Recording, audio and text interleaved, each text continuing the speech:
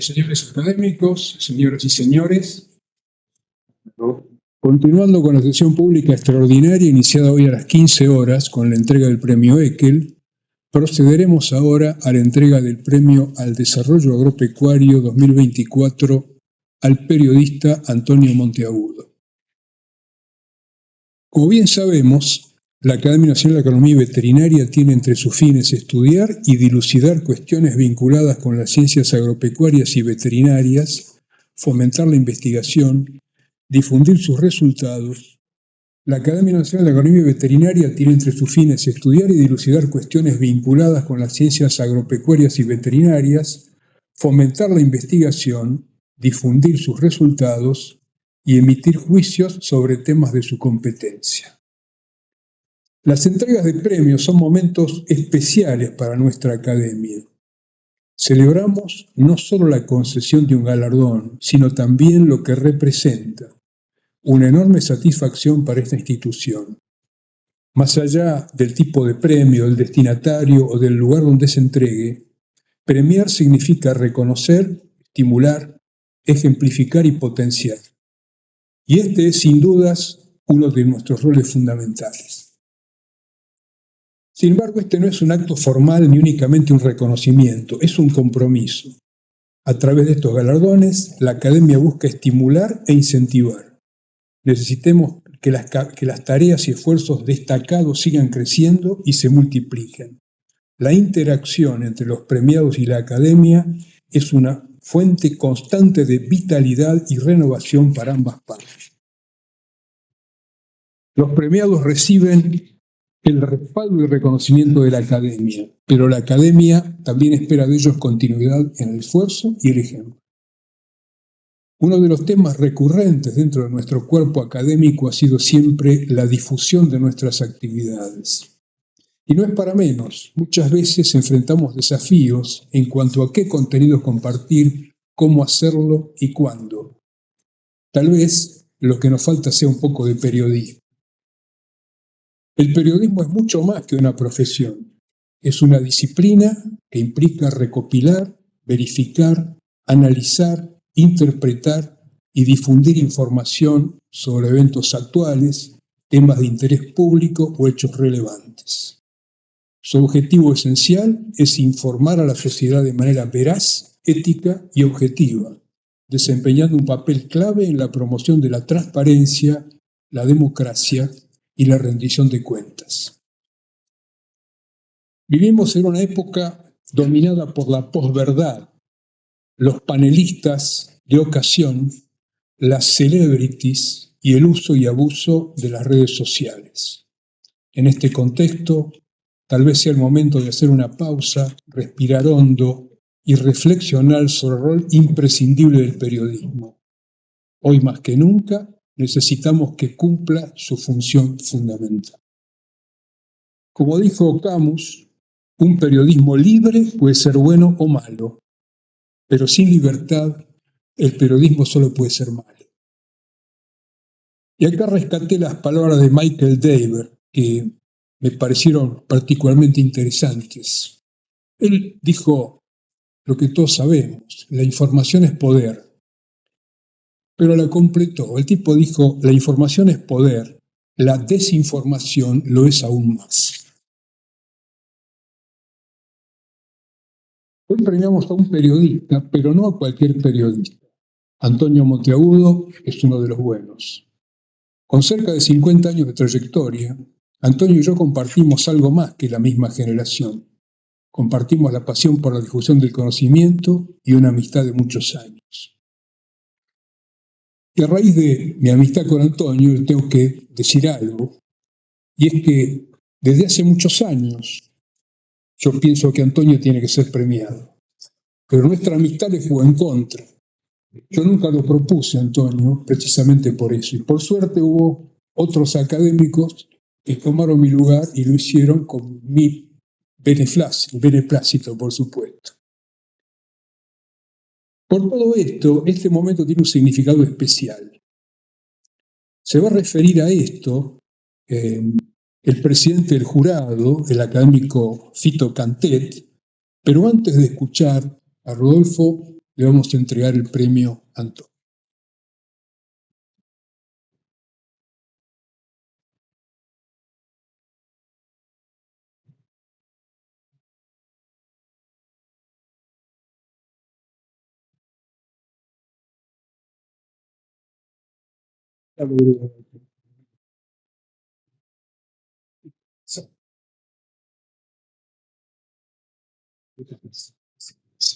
Señoras y señores, la ganadería argentina registró su máxima exportación de carne en 1924, cercana al 1.000.000 de toneladas. En 2023 nos acercamos bastante a ese nivel de exportación, pero no lo superamos. Quizá este año. En cualquier caso, este hecho está indicando varias cosas, algunas de las cuales trataré de sintetizar.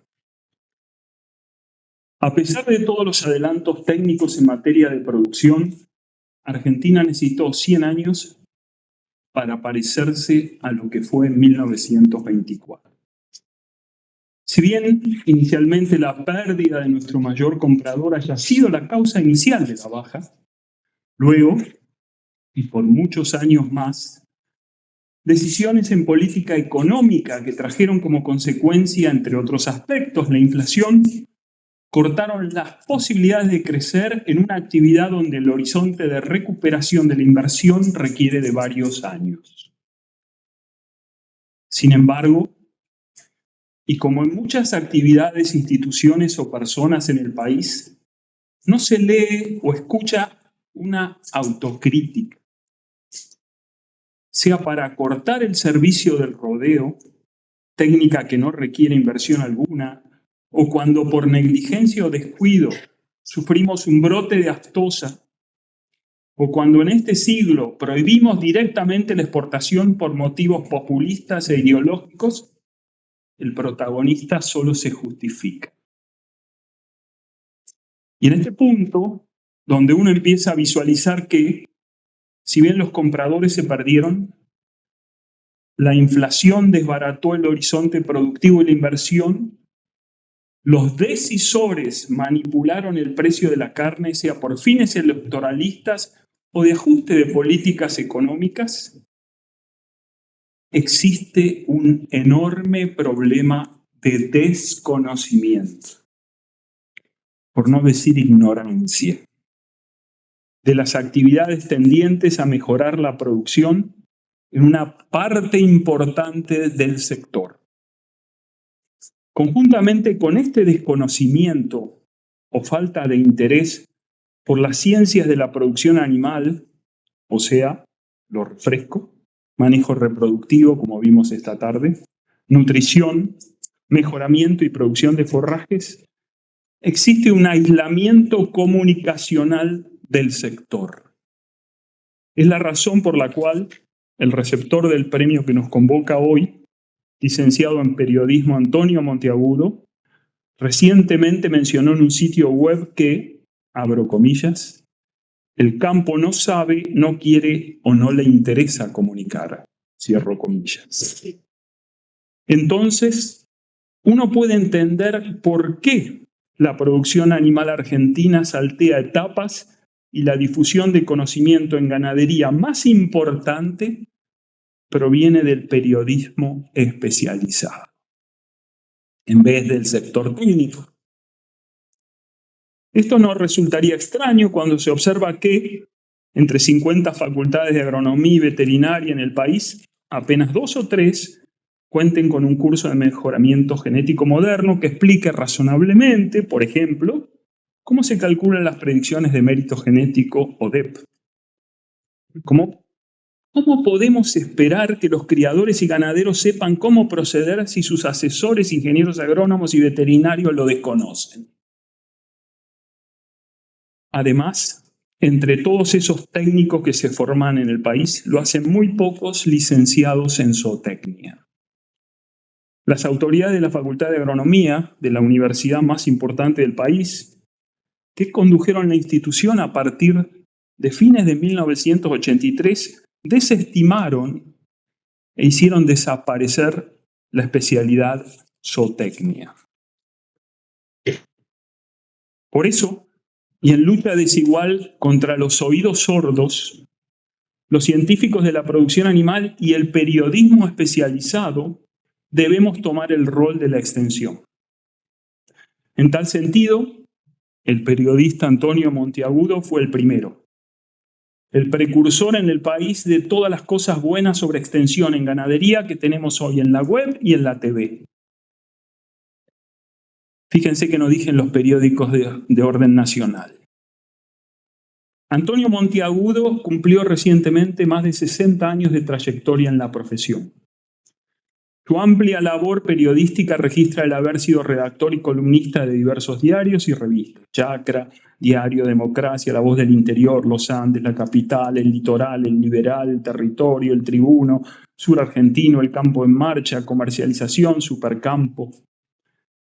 Asimismo, ha sido redactor y notero del servicio informativo de Radio Continental, de prensa y comunicación del INTA, y también conductor y productor independiente de programas en Radio Argentina, Radio El Mundo, Radio Mitre. Además, fue colaborador independiente del Economista, La Razón, La Nación, como también columnista de Rivadavia y El Campo. Desde 1996 a la fecha, su labor está centrada en la conducción y realización de programas sobre producción, sanidad animal y divulgación científica en Canal Rural Satelital. Notoriamente, Ganadería con Todos, programa galardonado con los premios de la Asociación Argentina de Televisión por Cable, de FAN TV, del Círculo Argentino de Periodistas Agrarios, del Premio Galena de Oro 2012 a la divulgación científica y el Premio Raíces, entre otros, y Agenda Ganadera. Ambos programas televisivos se destacan por la valoración de la ciencia que realizan investigadores zootecnistas y en sanidad animal. Numerosos miembros de esta Academia Nacional han sido entrevistados en dichos programas, pero también investigadores y autoridades del INTA y universidades, como también empresarios, ganaderos o profesionales del sector comercial asociado con la ganadería, sea vacuna de carne, porcina, aves o equinos. Debemos destacar el rol independiente y crítico de Antonio Monteagudo con respecto a la lucha antiaftosa, particularmente ante la ocurrencia del brote en 2000 y las presiones que recibió. Su preocupación por la sanidad animal de rodeo nacional es ampliamente conocida, como así también su preocupación sobre el valor económico y social de los alimentos. Estas observaciones están testimoniadas en el sitio web de Ganadería con Todos, donde un especialista del mañana podrá comprender qué ocurrió con la ganadería argentina a fines del siglo pasado hasta el día de hoy. Por todas estas razones, la Academia Nacional de Agronomía y Veterinaria desea entregar al periodista Antonio Monteagudo el Premio Promoción y Desarrollo Agropecuario 2024. Bueno, Antonio, le vamos a dejar solo ahora. Así que nosotros nos retiramos para el costado. Fito. Bueno. Muchas gracias, buenas tardes a todos y cada uno. En primer lugar, hoy en el mundo, en algunos lugares del mundo, se festeja el Día de Acción de Gracias. Yo me quiero sumar a ese agradecimiento a cada uno de ustedes, a la Academia Nacional de Agronomía y Veterinaria, que me honra con esta distinción, el agradecimiento al señor presidente, el querido Rodolfo Fito Cantet, y a cada uno de los integrantes de esta institución, algunos de los cuales conozco personalmente desde hace tantos años y otros que los estoy aprendiendo a conocer, pero de los cuales tengo referencias incuestionables y de primer nivel. Pero sobre todo, y lo dijeron el presidente, el doctor Esmeraldo, lo dijo también Fito Cantet, la decisión de llevar el conocimiento a la comprensión y a la aplicación concreta, no quedarse en la teoría, no defender solamente la información publicada en el paper que le da prestigio personal, que no está mal, pero no es suficiente, sino trasladar ese conocimiento para que se aplique, para que sea útil, y ahí están los resultados. Y los tenemos a la vista. Y podemos dar fe, y tuvimos el privilegio, en muchos casos, de acceder a esa información. Me dejaron la vara muy alta, Fito, Jorge, y voy a resumir porque fuiste muy generoso en tu descripción y en tu fundamento. Motivo por el cual me voy a remitir a contarles algunas cositas y a mostrarles, sobre todo, algo que tiene que ver con lo que Fito Cantet dijo y avaló Jorge a través del tiempo. Pero voy a hacer una referencia brevemente a mis inicios. Empezamos haciendo periodismo allá en la década del 70 y me tocó en aquellas oportunidades difíciles para conseguir empleo golpear puertas. Y golpeaba las puertas que cualquier periodista buscaba cuando estudiaba. Las puertas de las revistas, de los diarios, en ese momento la televisión todavía estaba en ciernes, no estaba definida para el sector, ni mucho menos, las radios, emisoras de radio. Y cuando fui a golpear en una editorial, golpeé en la puerta equivocada, porque la persona que me atendió me preguntó qué hacía ahí. Y dije, vengo a pedir trabajo. Me dijo, ¿vos qué haces? Estudio periodismo. Inmediatamente me dijo, te equivocaste. Periodismo no se estudia. Golpea en la puerta de al lado. En la siguiente puerta había un título que la emparentaba con una revista infantil. Y un poco más allá, unos pasos más adelante, otra puerta era de una revista agropecuaria. Instintivamente, quizá como un acto de preservación, de autopreservación, golpeé en la siguiente. Y me recibió un señor, para aquella época, yo tenía en ese momento 19 años, un señor que ya peinaba canas, y me preguntó lo mismo, y yo dije, otra vez sopa. Y cuando le contesté, me dijo, siéntese, escriba 20 líneas con la noticia del día. Me tomó el examen. E inmediatamente leyó y me dijo, ¿qué hace los fines de semana? Juego al handball. ¿Puede dejar de jugar alguna vez a ese deporte para probar, para ver qué hacemos? ¿Cómo no? Ese señor era don Juan Esteban Ezcurra.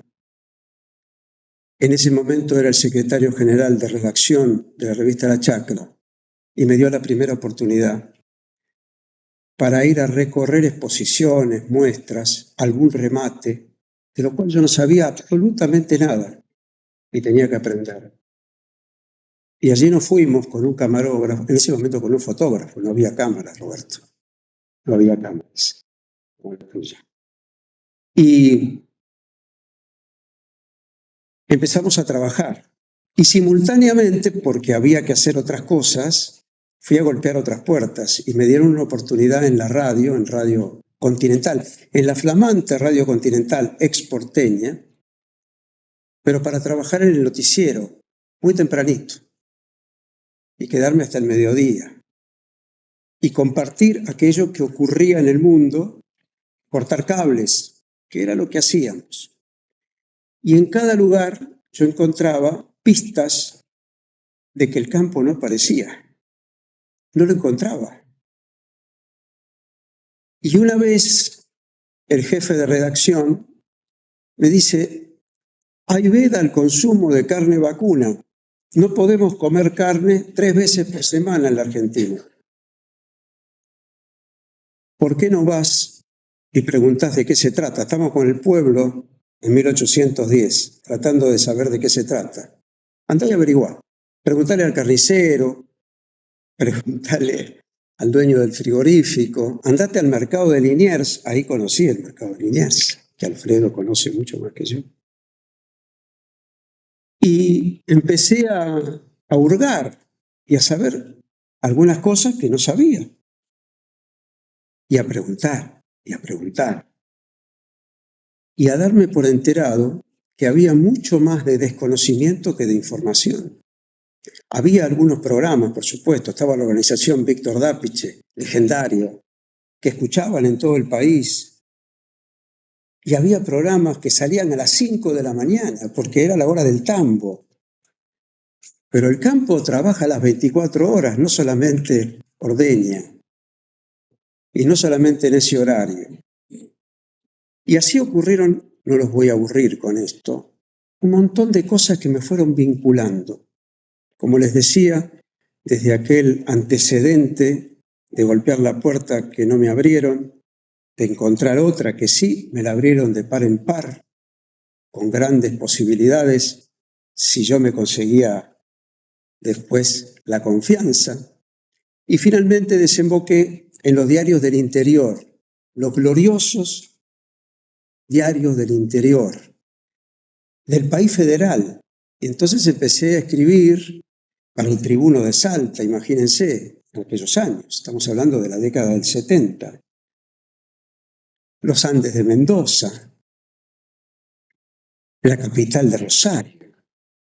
En fin, no los voy a aburrir con nombres, con fechas, con simplemente esta referencia de que había que empezar a construir una comunicación a partir de la propia experiencia, porque no la había. Y la que había era de otra naturaleza. Y uno era tan joven y falta de experiencia, no tenía capacitación. ¿Y a quién recurrí? Y aquí empieza mi relación con la ciencia.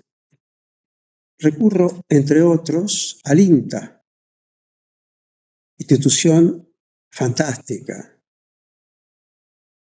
que debe ser cuidada, protegida, defendida.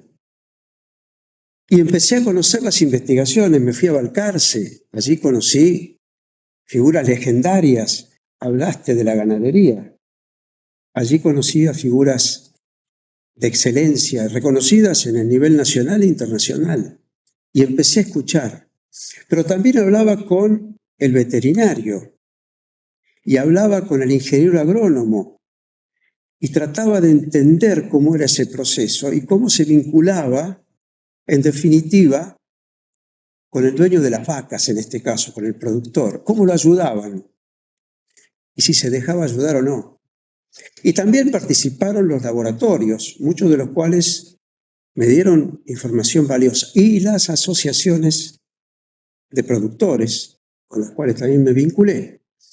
Pero, sobre todo, y esto quiero destacarlo, con entidades, un caso, la Sociedad de Medicina Veterinaria, representantes de esa entidad, hombres y mujeres capacitadísimos, las universidades, la Universidad Nacional de La Plata, por supuesto la Universidad de Buenos Aires y otras. Todo eso me fue abriendo el panorama, demostrándome que yo estaba en condiciones de aprender, pero que no tenía la capacidad de entender, que no es lo mismo. Y aquí quiero ir cerrando para mostrarle imágenes, que en 1971 llega a la Argentina un premio Nobel de la Paz, Norman Borlaug.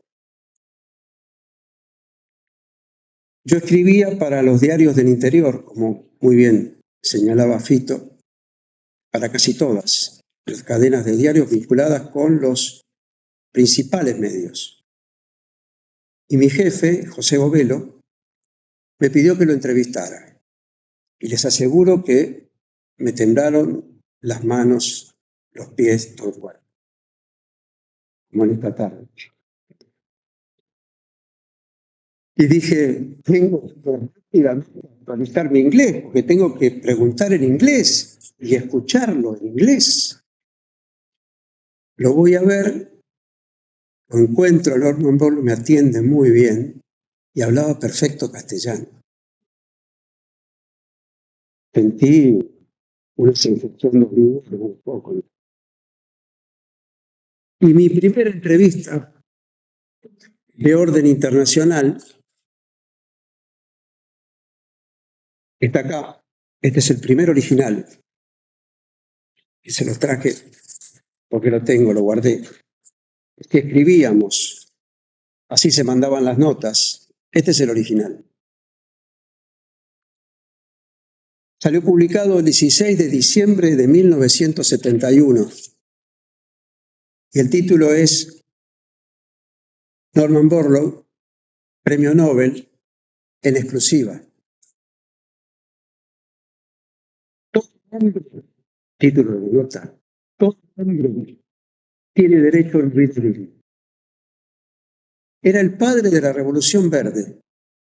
Y cuando hablé con él, me concedió 45 minutos inolvidables. Me dijo tantas cosas, pero hay una que me quedó para siempre.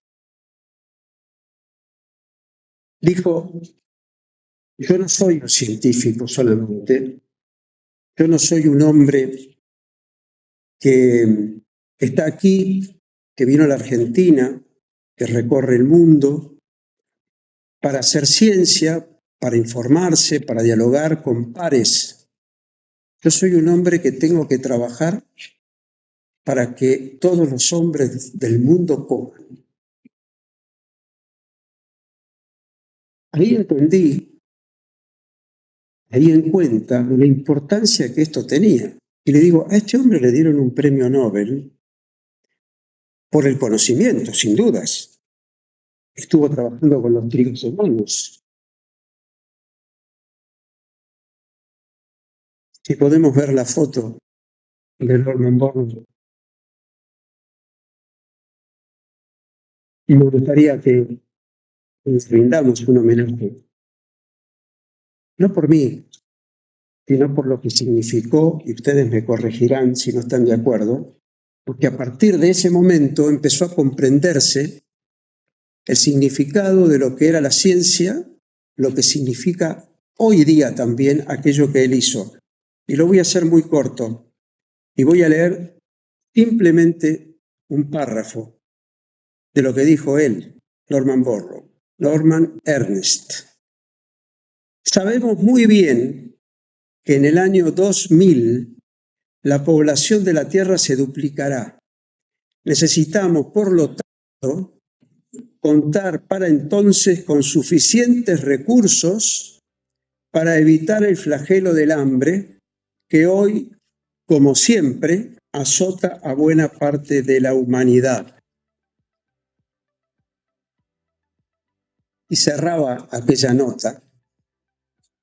No existe ninguna semilla milagrosa.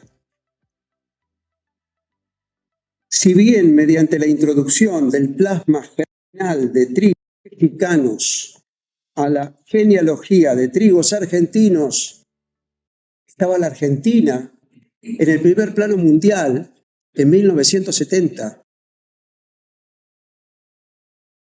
Se han logrado excelentes resultados, decía él. La tarea, sin embargo, debe continuar con la aplicación de técnicas para mejorar la fertilidad de los suelos, la selección de variedades más resistentes y la utilización de recursos naturales que no vayan en contra de la naturaleza. Fíjense la actualidad que esto tiene. Hoy se está hablando de producción sostenible. Lo hemos discutido en esta misma mesa hace muy pocas horas, pocos días. Allí está Gerardo Leota, que tuvo la gentileza, junto con el doctor Van Gelderen, de invitarme, con Juan José, director ANAON, con el ingeniero Gutiérrez. Compartimos esa jornada. Se está discutiendo hoy esto que planteaba este adelantado. Antes de 1970, porque claro, el premio Nobel se lo dio a la Academia en esa oportunidad, pero él trabajaba desde hacía ya 15 años atrás. Premio Nobel que resultó un paradigma porque recorrió el planeta y porque su revolución alcanzó al planeta. Pero entre tanto ocurrieron otras cosas. Y yo les quiero invitar, y no quiero aburrirlos, a compartir algunos fragmentos de cosas que hicimos juntos con nuestros equipos de trabajo. Cosas que tienen que ver con el diario vivir y lo que pasó particularmente en nuestro país.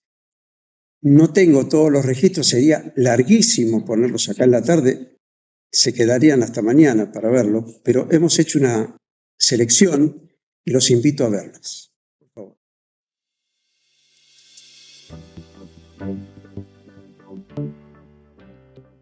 La cuota Hilton la Argentina no la ha cumplido. Esto de alguna manera establece una nueva relación con la Unión Europea. ¿Cómo la ve usted? Espero que Argentina va a continuar a aumentar su utilización de cuota como en el pasado. Como decía antes, nosotros queremos bien, yo personalmente también, la carne argentina, y hay muchos restaurantes que son especializados en Europa para presentar eso a los clientes, a los consumidores, y hay un mercado, y este mercado hay que utilizarlo. En este congreso usted fue crítico del proteccionismo argentino. ¿Lo puede ampliar? No, pero lo que está pasando es que hemos visto que en Argentina se han tomado diferentes medidas restrictivas a la exportación de la Comunidad Europea. Y por lo tanto, en un momento donde estamos comenzando la discusión sobre el Mercosur, de nuevo, que ha sido suspendido durante unos 5 o 6 años, eso nos preocupa. ¿Cómo se puede discutir abrir mercados cuando al mismo tiempo se está tomando restricciones? Doctor, la Argentina no cumplió con sus compromisos. Bueno, hubo una situación interna que por primera vez no permitió cumplir con la cuota Hilton, que fue un poco el tema que se discutió esta mañana. Eso es así. ¿Y esto nos resta posibilidades hacia el futuro? No, depende. El futuro lo construimos con los accionares que nos demos. En la medida en que haya una ecuación política que permita entender cabalmente las posibilidades que tenemos, que estamos teniendo, y permita resolver adecuadamente los conflictos que hay, por un lado, entre productores y la industria frigorífica y el gobierno, en la medida que esos conflictos puedan resolverse, tenemos margen para una suma positiva. No es una cuestión de suma cero, acá hay una suma positiva. A ver, desde otro punto de vista, el rol del frigorífico es desarmar al novillo en cada una de sus partes y venderla al mejor precio posible. Cada una de sus partes. Entonces, hay una cantidad de combinaciones muy fuertes. El mundo está demandando los llamados cortes de alta calidad, el rump and loin, bife angosto, cuadril. Hay una demanda muy, muy fuerte que esa demanda, manejada correctamente, puede permitir un alto nivel de consumo internamente y a la vez una presencia internacional importante. Yo me recibí de veterinario en el año 76 e inmediatamente comencé a trabajar en el equipo del doctor Raúl Roldán, que llevaba adelante la cátedra de patología de reproducción obstetricia en La Plata. A partir de ese momento comenzamos inmediatamente con inseminación artificial y con la sincronización de celo. En esa época recién había salido la prostaglandina, que venía en una ampollita con el liofilizado. Era Fuji, era la marca, y era japonesa. O sea, en el año 76, 77 hicimos las primeras experiencias en sincronización de celo. Simultáneamente con eso, Caín Rodríguez Dubra ya había comenzado a trabajar en transferencia embrionaria. Y en el año 78 hizo la presentación en un congreso que hubo en la ciudad universitaria de Buenos Aires. Y a partir de ahí, yo comencé toda mi vida detrás de la inseminación artificial y de la transferencia embrionaria. Desde el año 80 hasta la fecha, exclusivamente detrás de las biotecnologías del embrión.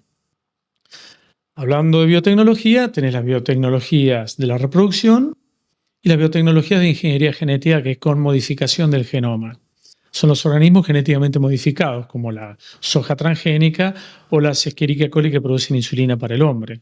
Entonces, o actualmente la vaca pampa mansa, que produce hormona de crecimiento humana. Nosotros estamos del lado de la biotecnología, de las biotecnologías de la reproducción aplicadas a la zootecnia, como la inseminación artificial y la transferencia embrionaria, con fines productivos, producir más leche y producir más carne, más alimentos para la humanidad. Transferencia embrionaria. Hoy está en boga, todo el mundo habla de ella, pero en síntesis, Carlos, ¿qué es? Es transferir un embrión de una vaca en particular, en este caso siempre es una vaca superior de un valor comercial excelente, hacia otra vaca, por eso se llama transferencia, hacia otra vaca que va a ser las veces de incubadora o de nodriza. De manera tal que esta vaca, que es una vaca funcional, que es una vaca normal, pero de menor valor comercial o de menor potencial zootécnico, ¿no?, va a producir durante la gestación, va a servir de incubadora viviente de nodriza, el embrión de la vaca superior. De manera tal que la cría de esta vaca receptora no va a tener ningún parentesco con la mamá nodriza, con la mamá postiza, con la incubadora, sino va a ser genéticamente procedente de los padres originales del embrión, que es la vaca donante y el toro donante. Nos están visitando alrededor de 50 delegados de casi de 18 países. Es un récord para todas las reuniones que se han hecho del secretariado. Con ellos también han venido criadores que, sin ser delegados, se interesan por conocer nuestro país, por lo que tenemos alrededor de 180 inscritos en total, lo que realmente para un secretariado es muy importante. La esperanza es que, recogiendo una gran cantidad de información, podamos cubrir las predicciones de los distintos ambientes. Sin embargo, mi sensación es que va a costar mucho llegar a los números que vemos que son importantes para generar confiabilidad en estas predicciones. Imagínense, si todavía tenemos cambios importantes en los ambientes, las cosas van a ser más complicadas. ¿Qué te sugiere lo que se dijo aquí acerca de quién es el dueño de la información? Está muy claro. Creo que yo en alguna ocasión anterior que me has entrevistado sugerí de quién debería ser el dueño de la información, y creo que los oradores han sido coincidentes todos en que los criadores deben ser los dueños de la información y controlar ellos mismos su propia evaluación. En síntesis, Fito, ¿qué aporta esta conferencia, esta reunión que hemos escuchado hoy? Yo creo que para generarle consejos de exactitud a los creadores vamos a tener que, si vamos por este camino, usar la información nuestra lo más relacionada posible.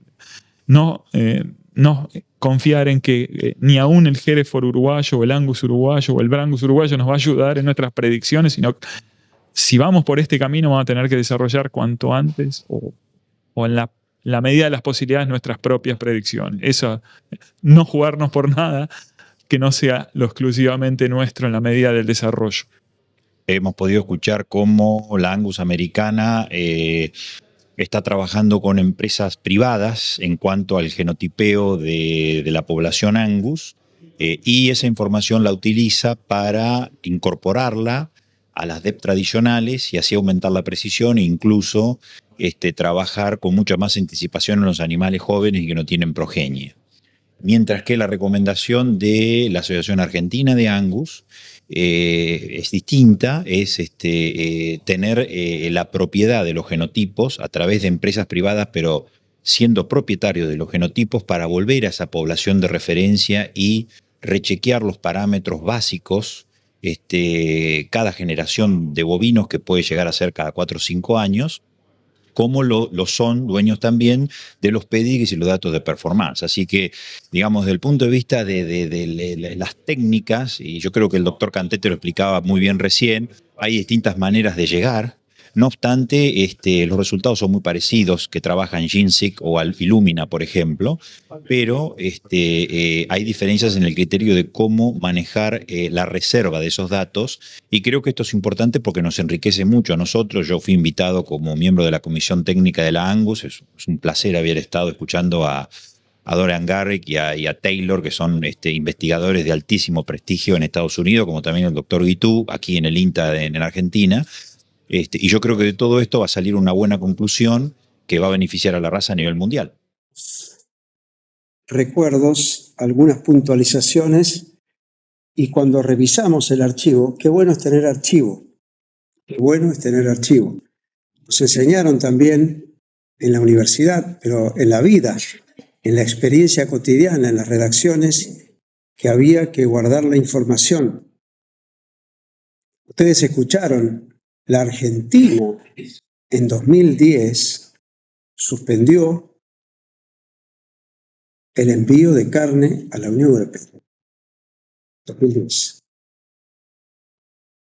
Esta es una realidad que hemos vivido, así como vivimos la aftosa. Yo lo miro a Bernardo Cané, por allí veo a distinguidos especialistas en la materia, aquellos que han transitado por aquellas experiencias, la famosa mentira de la aftosa a la cual hacía referencia, que nos valió con Alfredo algunos disgustos, algunas cuestiones que afortunadamente se superaron porque decíamos la verdad. Y a veces la verdad duele, la verdad cuesta. Uruguay dijo la verdad en el año 2001, en 6 meses, lamentablemente estuvieron fuera del mercado de Estados Unidos, pero volvieron a los 6 meses. Nosotros demoramos 17 años en retornar a Estados Unidos y creo que algo más a México, por ejemplo, corríjanme. Esto quiere decir que honrar la verdad, honrar lo que es genuino y es verdadero, implica un compromiso. Y el comunicador tiene que asociarse a ese compromiso. Hoy se habla mucho de cierto periodismo identificado con unos u otros. Nosotros optamos por otro camino, por el camino del medio. Por lo menos en nuestro caso, en el mío. En hacer de la verdad un compromiso, un servicio. Vamos a otros momentos y otros protagonistas y un pequeño comentario. No los quiero aburrir.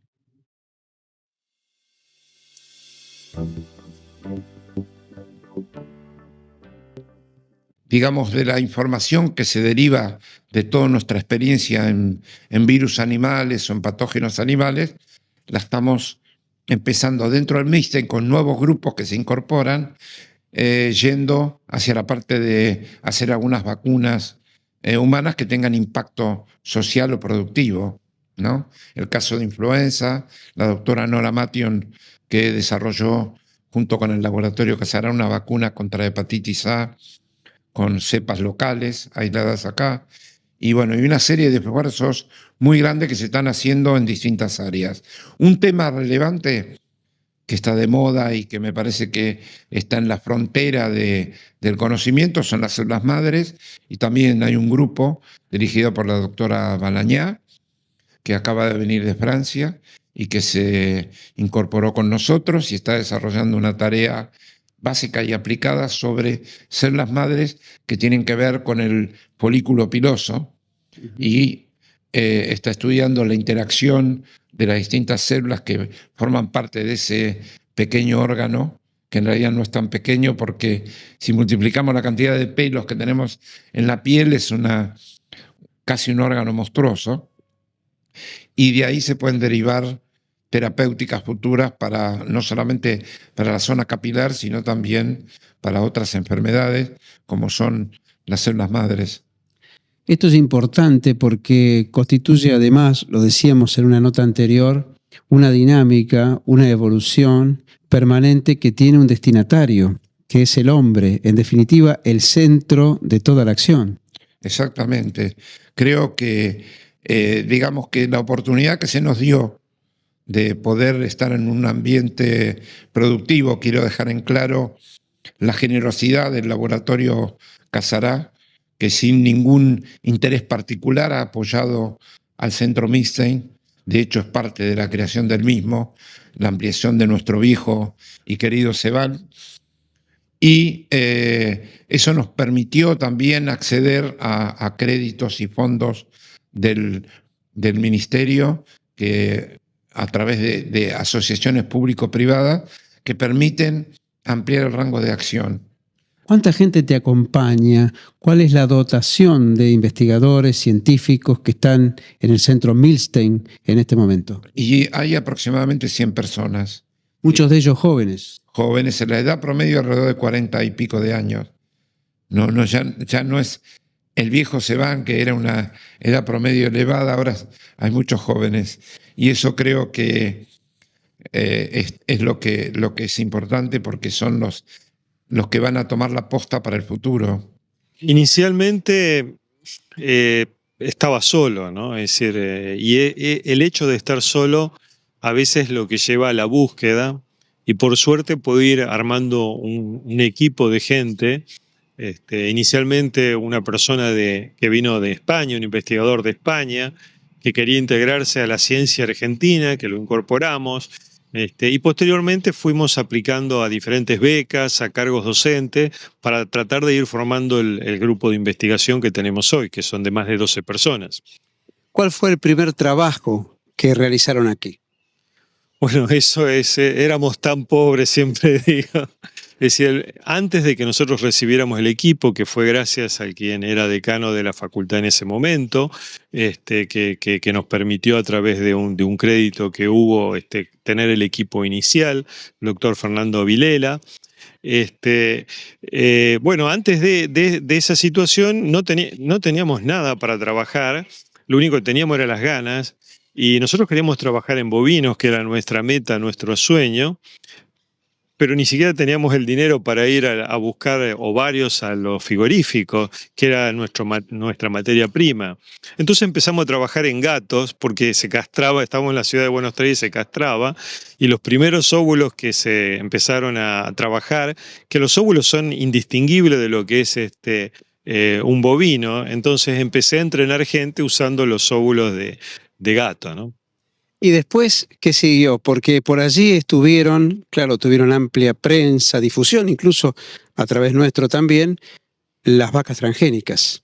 Correcto, es decir, lo muy atractivo, es decir, tal vez en una experiencia preliminar a lo que está sucediendo hoy en día.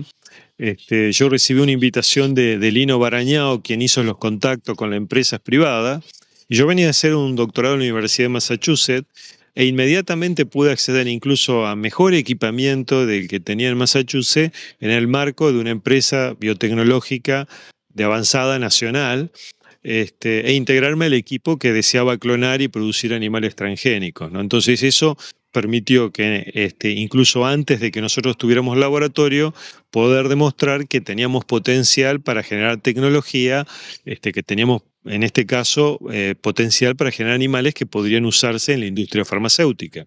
Es decir, usted tiene 4 niveles. Si está en los 4 niveles, no puede aprender, bueno, porque no quiere. La Argentina, en este orden, ¿cómo está, doctor, en el contexto latinoamericano y mundial? No, acá hay muy buenos epidemiólogos, hay muy buenos sanitaristas. Lo que pasa es que a veces no alcanzan los presupuestos o también está un poco en el interés político. Yo no voy a discutir la parte política. Yo lo que sí puedo testimoniar de que acá hay excelentes epidemiólogos, excelentes bacteriólogos, excelentes sanitaristas que pueden desarrollar cualquier programa de prevención de cualquier tipo de enfermedad. Seguramente hay un equipo grande de gente listo para colaborar y también, como vos, Antonio, me lo decías claramente, el uso de los medios es de fundamental importancia, porque, bueno, en mi experiencia yo sé que los medios llegan y que este medio llega a muchos lugares en el campo donde uno podría hacer una docencia muy importante. En este caso podríamos decir que es muy bueno lavarse las manos y mostrarlo. Sí, definitivamente.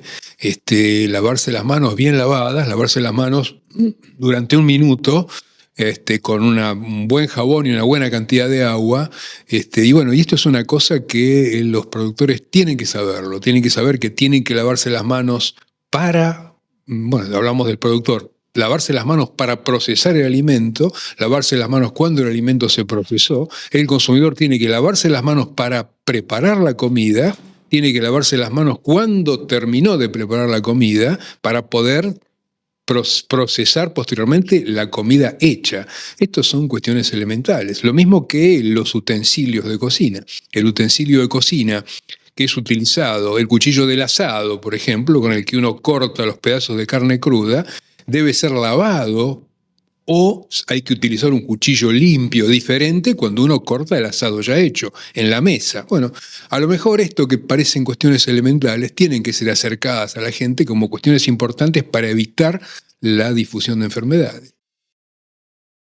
Avanzamos en el tiempo, decimos, estamos compartiendo, ustedes ven las fechas, cómo fue elaborándose, insisto, es una selección, si ustedes me permiten, tal vez un poco autoritaria de nuestra parte, buscando una síntesis de algunos de los tantos investigadores, de los científicos que desfilaron por nuestra pantalla y por los servicios que prestamos, pero hay muchos más. Me quiero detener en varios conceptos que escuchamos ahora, simplemente resumiéndolo en el servicio que hay que prestarle, y ustedes lo acaban también de escuchar y ver, al productor, explicarle en términos llanos, directos, de qué se trata. La comunicación, lo charlábamos, lo puntualizábamos recién, la comunicación debe ser comprensible. Es un derecho y es una obligación. Para nosotros es un servicio. ¿Y de qué manera homologamos? Mucha gente dice, incluso colegas, vamos a hablar en el lenguaje popular, marcando como que vamos a hablar bajando el nivel. Y yo me permitiría corregirlos, o sea, elevar el nivel, porque nos vamos a esmerar por tratar de explicarles mejor para que nos entiendan. Hablemosle a la gente, porque en definitiva, consumidores somos todos. Nosotros tenemos parte de nuestro eslogan, legendario, del productor al consumidor, decimos. Es una marca que hemos adoptado de origen. Ustedes dirán un eslogan, no lo es, porque lo hemos comprendido y lo hemos vivido en el campo y en la ciudad. Alguna vez insinuamos, me permití hacerlo, a algunos especialistas en materia educativa, ¿por qué no se incorpora la asignatura comunicación? Llámenla como quieran. Pero decíamos, comunicación, asignatura obligatoria o no, en las universidades y particularmente en agricultura y en ganadería. No tuvimos éxito, todavía estoy esperando el puesto, colaborar, un poco, que me parece fundamental. Hay muchísimos excelentes comunicadores que son profesionales entre ustedes. Saben explicar, saben decir lo que tienen que decir en tiempo y forma, adecuándose a sus auditorios, a sus oyentes, a sus televidentes, a sus lectores. Pero no todos están capacitados y preparados para comunicar. Y esto resta posibilidades de que se aplique el conocimiento. Por ejemplo, es una de las tantas herramientas. Todos tenemos una regla de oro básica que es el qué, quién, cómo, dónde, cuándo y por qué. Son las bases para comunicar. Pero junto con eso tenemos una actitud de desafío con nosotros mismos. ¿Esto qué me dice a mí? Yo lo entendí. Si yo no lo entendí, no lo puedo contar, no lo puedo explicar. Primero tengo que procesarlo, tengo que entenderlo, tengo que comprenderlo. Y si tengo dudas, plantearlas para obtener respuestas. Y con esas respuestas, comunicar. Comunicar es un servicio para nosotros, para mí en lo personal. El periodismo es vocación de servicio. Por eso los invito a que entremos en la última parte de esta presentación, escuchando algunos otros testimonios y después redondeamos.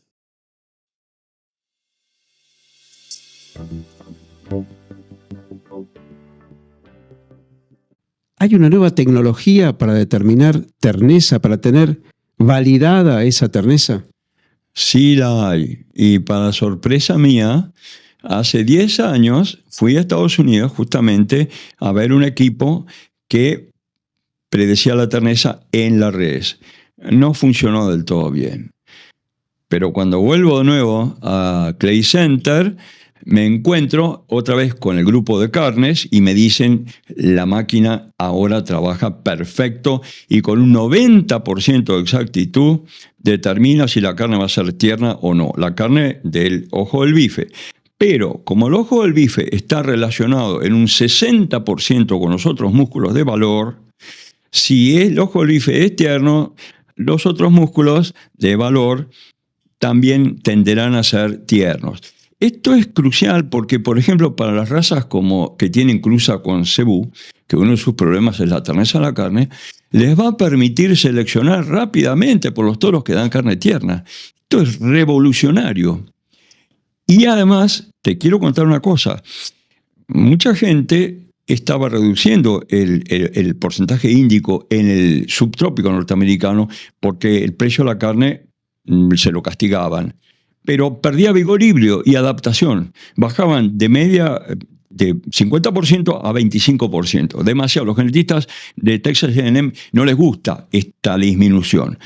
¿Por qué era? Y era por dos razones. Una, por el tema de la carne de menor calidad, y otra porque el 52% de los rodeos norteamericanos tienen menos de 100 vacas. Y esa gente no tiene dinero para hacer instalaciones que manejen un animal de baja docilidad. Entonces, la selección por terneza de carne con esta nueva máquina, que basta que sea aprobada ahora por el ARS de Estados Unidos, la Agricultural Research Service, y la selección por docilidad, que se ha demostrado que un novillo dócil aumenta 200 gramos más por día que uno que no lo es, que es nervioso, son dos cosas que le van a ayudar tremendamente a mantener los porcentajes de cruza índica en los rodeos, lo cual es básico para el vigor híbrido y la adaptación.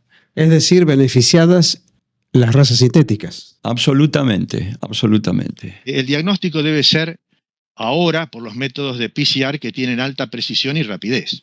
¿No es cierto? Había otros métodos de diagnóstico que también se pueden usar, pero ese es. No hay un diagnóstico clínico y patológico definitivo. El diagnóstico definitivo es la identificación ahora, con el PCR, del genoma específico de la gente, ¿no es cierto? Otro método que identifica el virus, también puede ser el aislamiento. Pero el más rápido y más preciso es el PCR. ¿De dónde? Todas las medidas de control que se tomen deben ser muy rápidamente y bien implementadas porque no hay vacunas. Entonces acá te voy con dos cosas, Antonio, que te van a desafiar y te van a llevar a comparar con algo de lo que estamos viviendo. Primero, la enfermedad, la infección, en esta expansión hacia Asia, llegó a Oceanía, Papúa, Nueva Guinea, Timor, y ahora, con la ocurrencia en la República Dominicana, estamos frente a una panzotia, que se recuerda el nombre a pandemia del COVID. Pero lo lamentable en esta enfermedad es que no hay vacunas. Claro. Y hay varios desarrollos en marcha de vacunas desde que yo me acuerdo que empecé a estudiar virología. Se están desarrollando vacunas para la peste porcina africana, ninguna efectiva. Aún hoy no hay vacunas efectivas, porque el mecanismo de inmunidad del virus, el virus infecta a los macrófagos. Los macrófagos son unas células que están relacionadas con el sistema de presentación de antígenos al organismo para que éste reaccione con el sistema inmunitario. Y de alguna forma esto es un poco muy complicado y aparentemente el virus tiene la forma de sobrevivir, porque no hay que olvidarse, Antonio, que acá estamos en plena evolución. Todos queremos sobrevivir, el virus también. Ha encontrado un mecanismo por el cual evade los mecanismos de defensa y actúa. Hoy producen el doble de leche que hace 30 años y tienen la mitad de las vacas. ¿Y cómo hacen eso? Bien, con mejoramiento genético. Todo un dato. Y estamos muy lejos de eso. Hablo de la Argentina, hablo de los países de la América del Sur en general. ¿Estamos a muy largo plazo? No te sabría decir si a muy largo plazo, pero sí a mediano plazo. Lo que es fundamental es que los cambios en genética de poblaciones son cambios lentos, son cambios generacionales.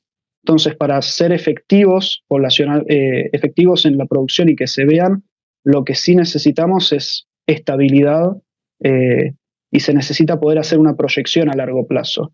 Hay ejemplos exitosos, muy exitosos en Latinoamérica.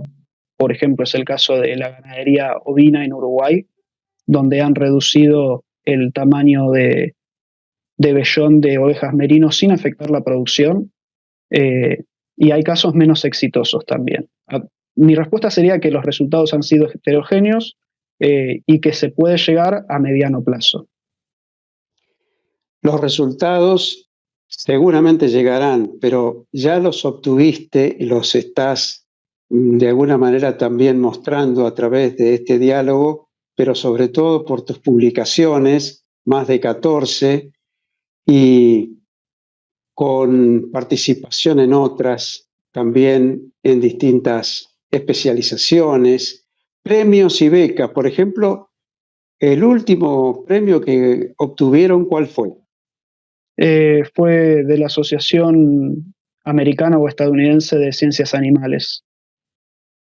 Un premio sobresaliente, nos comentan aquellos que saben y mucho más que nosotros en la materia, que te ubica en el primer plano mundial. Bueno, podríamos decirlo, o quizás sea mucho decirnos, no estaría seguro. Sin embargo, aquellos que conocen y saben acerca de esta materia nos señalan, nos subrayan que es un mérito y es un logro realmente muy importante. ¿Cuál es el próximo paso? ¿Para qué te preparás aquí y ahora y qué objetivo te propones? El objetivo que me propongo por el momento es seguir avanzando en investigación. Ahora estamos haciendo mucho hincapié en métodos para estimar heredabilidades y siempre investigar y desarrollar software mirando al futuro. Lo que yo estoy haciendo es en este momento pensando con qué problemas me voy a encontrar dentro de 3 años para tratar de resolverlos hoy. La carne magra te la divido en 3. Vos agarrás un bife, la carne es así, este pedazo, la carne va a tener carne extramuscular como el bife de chorizo, se la sacás al bife de chorizo y es la extramuscular. La carne, no sé si se ve así, la carne le sacás la parte de afuera, es la grasa.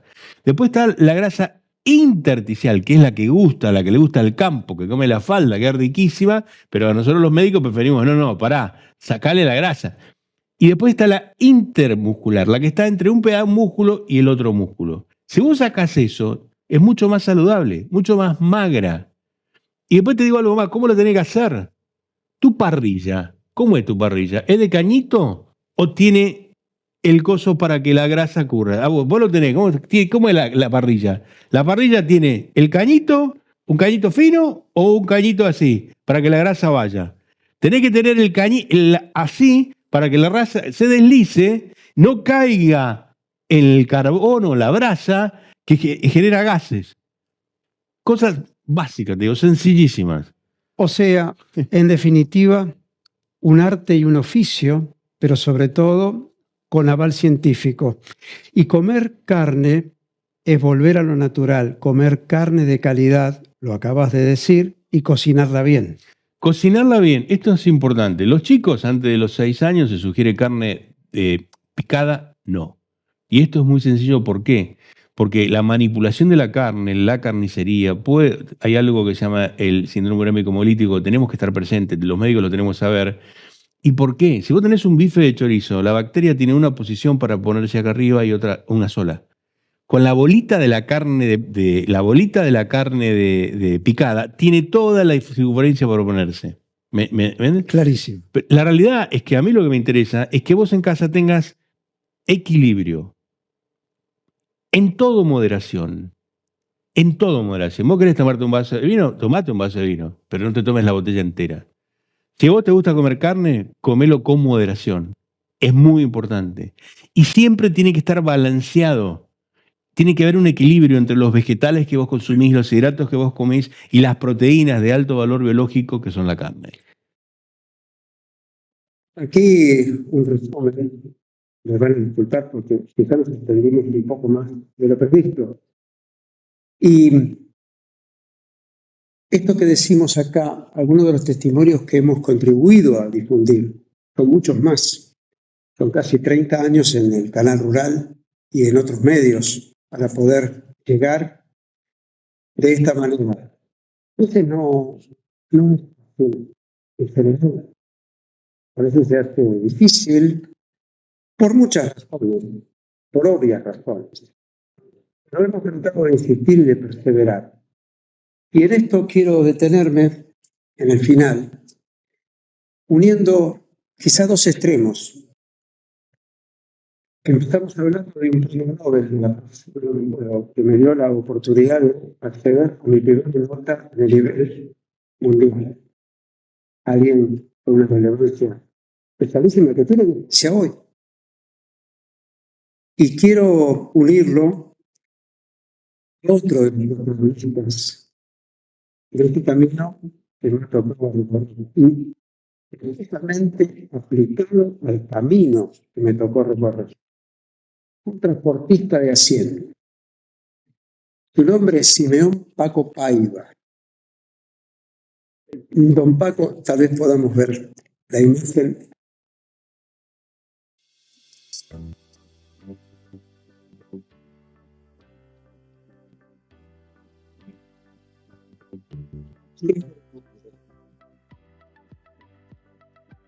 Ahí está Don Paco. Para ustedes, una imagen quizá poco habitual. Para nosotros, una imagen ultra familiar. A los 105 años. Lo conocimos, todos lo conocimos, en el campo, recorriendo el país y también el exterior, países vecinos. Me tocó hacer una nota con el diario Nación y también para la revista Supertampo de su tiempo, cuando él cumplió los 100 años. Hicimos la nota, me contó varias cosas, muchas cosas. Las voy a resumir en 2 o 3 conceptos muy breves. La primera y fundamental, él construía, no había ni Waze, ni Google, ni servicios de ninguna índole de tipo electrónico, pero moverse a las hojas de ruta. Él llegaba de fuera entre en cualquier punto de su país, incluso del exterior, de los países vecinos, que también lo hacían. Pregunté cómo hacían ahí. Me dijo por condiciones naturales. Quizá yo sea de alguna manera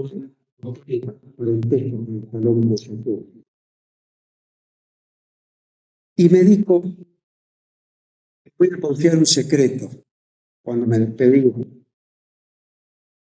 No sé manejar. El hombre es reconocido en su actividad, en el negocio, no sabe manejar. No, porque mi tarea no es manejar, es conducir. Porque para llegar hay que saber conducir. Entonces yo tenía que saber a dónde tenía que llevar al chofer, que era el que manejaba. Todavía le debemos el homenaje, que murió a los 105 años, ya hace algunos. Le debemos el homenaje a Simeón Paco Paiva. Su generosidad, haber compartido experiencia, habernos contado historias que después nosotros reflejamos en las páginas de diarios, de revistas. Él sabía todo o casi todo porque siempre llegaba a destino, porque sabía llegar. Y quiero cerrar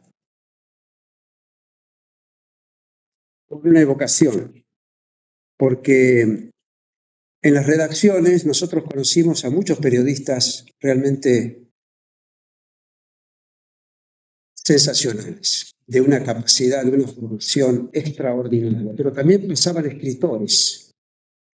Me tocó conocer personalmente a Jorge Luis Borges, a Bioy Casares, en fin, también es larga la lista. Y todos ellos tenían empatía, como se dice ahora, por la comunicación a través de los medios. En aquellos años, los medios gráficos. Y me detuve un día a leer algo que escribió Gabriel García Márquez. Como ustedes saben, también premio Nobel. El autor de 100 años de soledad. Libro que se presentó aquí, en la Argentina. Libro que marcó y marca un antes y un después en la literatura.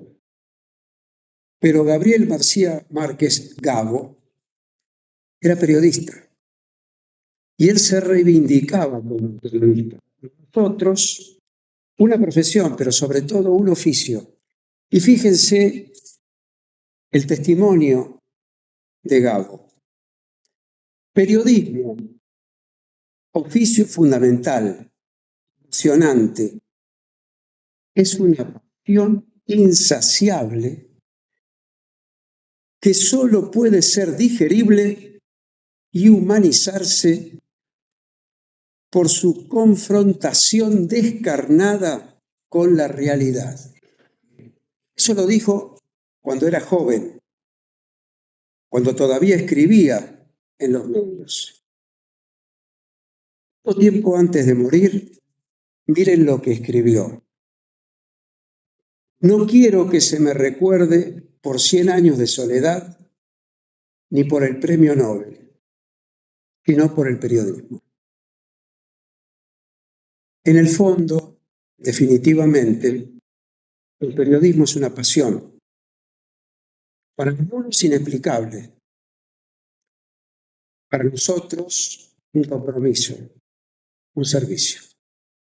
Yo les agradezco muchísimo, les agradezco a mi familia particularmente, les agradezco a mis padres que me dieron la oportunidad de seguir la vocación. Me siguen acompañando. Estoy con mis compañeras, mi compañera, mis amigos, aquellos que ya no están, que me enseñaron, no sé si aprendí, pero traté de hacerlo, pero me comenzó conmigo.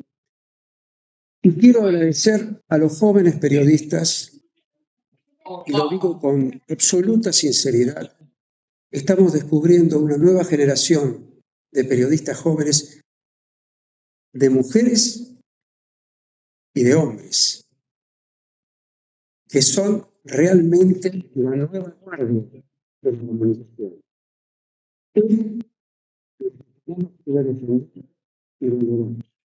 Y sobre todo, pero muy bien informados. Y una de las tareas encomiables, en este caso de la academia, es que procura justamente difundir el buen conocimiento. Cuentan con nosotros. Muchísimas gracias por todo. Muchísimas.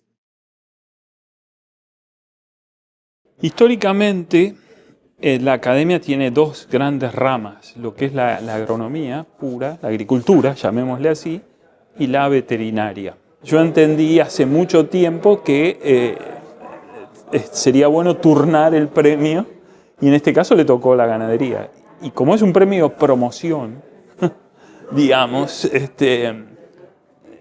¿quién mejor que el periodista que hacía honor a lo que es la difusión, llamémosle más científica o más, menos recetaria de la ganadería que Antonio?